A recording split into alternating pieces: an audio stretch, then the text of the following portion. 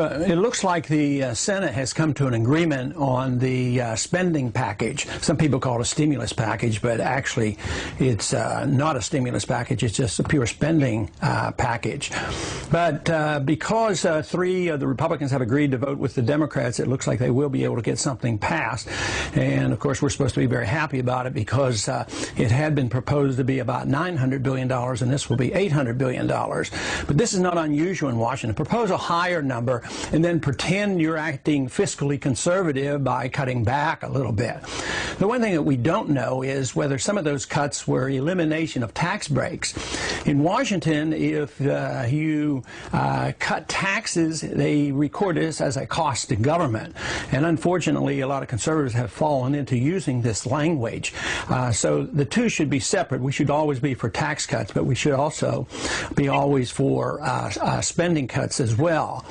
It looks like today the package will be passed, and then the question is whether it will go directly to the House in this manner, then the House rubber stamps it, or whether it goes to a conference. Right now it looks more like it will go to a conference, which will take a couple days to hammer that out, but they don't have to worry about passing it in the House because the majority is so strong there, and even when Republicans stick together, they can't defeat a bill.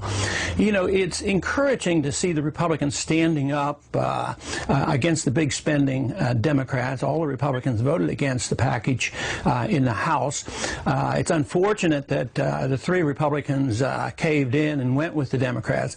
But, you know, in some ways it's too little too late. It's like they're born-again budget conservatives. Where were we in the past 8 years when we could have done something? And it's the last 8 years that has set this situation up. So we can't blame the Democrats for the conditions we have. We have to blame both parties and presidents of the last several decades that have generated this huge government. The question is why is it so bad for government to come in and start spending money? Because it's well intended. They want to stimulate the economy. And probably on occasion, with all these hundreds of billions of dollars, there will be a job or two created that's actually productive. But what they don't tell you is that job came from someplace else that would have been in the private sector. But all the spending is done, is accomplished by taking it out of the productive economy. Sure, we want more spending. We need a lot more spending in the economy, but it has to be done by market forces, by individuals, by businesses making proper decisions.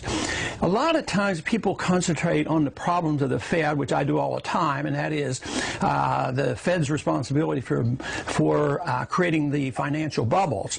They create new money out of thin air, lower interest rates artificially, and cause people to do things they otherwise wouldn't have done. They malinvest. They build too many houses. Today we have 19 million houses that are unoccupied. Most people think that inflation is only high prices, but that is just one of the consequences of inflation. Inflation is the distortion of interest rates in the money supply, which causes people to do dumb things. And right now we have resorted to trying to solve that problem by government spending more money, borrowing money, and asking the Fed to even inflate more. So in spite of the importance of this spending package that is being rushed through the House and Senate right now, the bigger problem is that the Fed is still intact, secretly passing out trillions of dollars, causing people to make more and more mistakes.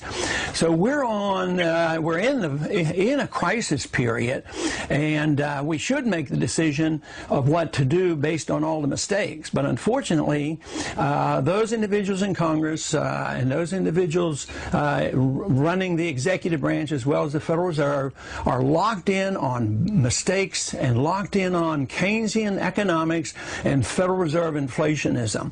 And as long as they do that, they're going to continue to run this economy into the ground. There will be no chance that we can rebuild until this whole thing falls down upon our heads. And right now, all these policies have been designed to literally put put more pressure on the dollar. So the next shoe to drop will be the dollar.